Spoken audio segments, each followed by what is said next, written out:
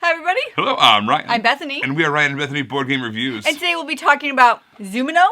Or Zoomino? Zoomino? It's like Domino's. But with zoo animals? Doesn't matter how you pronounce it. Either way, it's designed by Gregoire and Jules Largy, and this is published by Gigamic, distributed by Hachette in the U.S. All right, this is kind of a domino-style game for kids. All right, so all the dominoes, you're going to be drafting them, kind of this cool drafting method, where basically you're going to have two tiles, you're going to pass one and keep the other, and then you're going to keep on drawing, and you're going to keep on passing, and keep on trying and passing, and each turn playing one out in front of you in kind of a tableau. So you have your own little personal playing area that you're adding all these dominoes to. What you are doing is you are matching up these bodies and these heads of these zoo animals together. Ideally, what you want to do is you want to be making an actual real animal. A body of a duck with the head of a duck. But you have to make at least one animal, whether it's real or imaginary, on your turn. You can't just put blanks next to blanks or do whatever. You have to actually make some kind of animal. So making those fake animals can be really, really fun sometimes, but they're not going to get you any points. All right, so how are you actually going to get points? Well, the first thing you want to do is you want to arrange it so that you make a real animal. And then you have all of these different photo frames in your player color. On your player color on one side, and on the back, they're kind of a rainbow.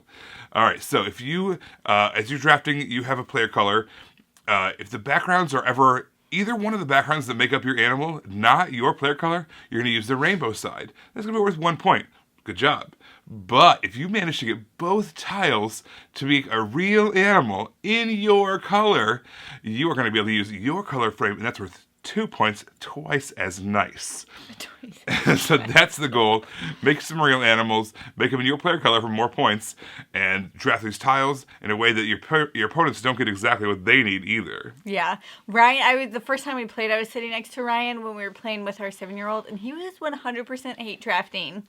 Like, keeping all of my colors the whole time. But guess what?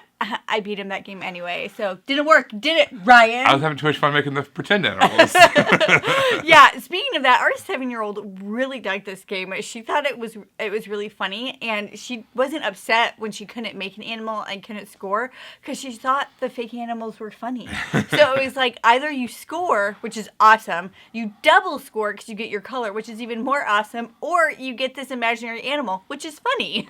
So, like, it didn't really matter. Win. Yeah, it didn't really matter what happened. She was enjoying herself the entire time that we were playing.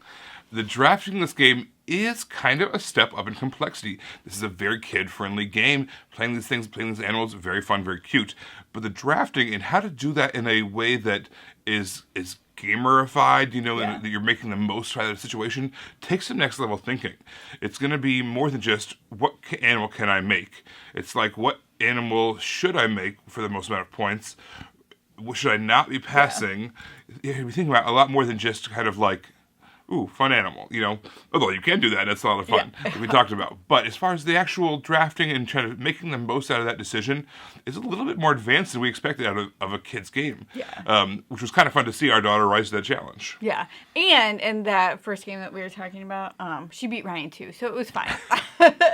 There might have been some parental guidance in that, but I really like the frames. It's so simple, just having that double-sided thing, so you don't have to have more components. You can pare down the components by using this frame on either side, and it's easy for kids to keep track of. Like, this is my color. It's all my color, so that makes sense that you'd place that on there. If it's not all my color, it's the color. So it's really easy for a kid to actually just understand that and play that part of the game. Now, the box does say 4 to 7. I think that's accurate from a standpoint of the theming of the game and the enjoyment of making these animals, things like that. But mechanically, actually scoring well, I think I would bump it up a little bit, maybe like 5 to 8. Yeah. So, as parents of gamer kids know, gamer kids are a little different. A little bit more advanced when it comes to gaming. I'm not saying they're amazing or better, although I'm kind of saying that too. But I'm not trying to say that like they're a better human being than non-gamers. You're watching our channel, so you have gamer kids too. Ryan just said your kids were amazing. Take it. It's true. I think that they understand these concepts. They've seen them before. They've been playing other games like that before.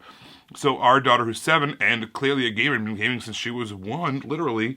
Even the drafting, making the most of that, she had to think about that a little bit more than you would expect from a kid's game. And so for that reason, like, I would bump it up. She was Yeah. very adept at making the animals, very adept at doing all that kind of stuff, but the thought process of how to draft and how to draft well is a little bit more advanced. If Yeah. you play with all kids, that might work out just fine. But if you have any adults in the mix, any parents, you might want to scale this up just a little bit, 5 to 8 rather than 4 to 7. Yeah, you're mixing the drafting and tile lane into a game. So most games for kids, you're interacting with one mechanism, and this one you're interacting with 2 mechanisms. With that said, our 7-year-old really loved this. She enjoyed playing it. Like I said, she was just laughing at the funny animals that she was creating. It was a really fun time from her. Like, and I agree with Ryan. This is for like gamer kids. If you're playing with that younger age range, the older age range would be totally fine. But this is a cute little silly fun game. I 100% agree. This is a cute, fun, fast game. That domino style gaming is there's a ton of great games in that category. If you're looking at the younger age, because this is kind of, like I said, maybe a little bit higher, maybe not in theming, but in mechanisms. Yeah. There's a different game that I would recommend called Dragomino. Yes. Dragomino is much better for that 4, 5, 6 range. Yeah. And I think that our daughters have just loved that game. It's very approachable, very fun. The artwork is amazing. So not to undermine this, but for the younger audience, Dragomino is really good. Yeah, you can start with that one. After you play it, it will be easier to play this one. Everybody, thank you so much for watching. Don't forget to subscribe so you can see our videos as they come out. Until then, you can find us in all of these places. You guys, thanks for watching, and we will see you next time. Bye. You guys, thanks so much for watching.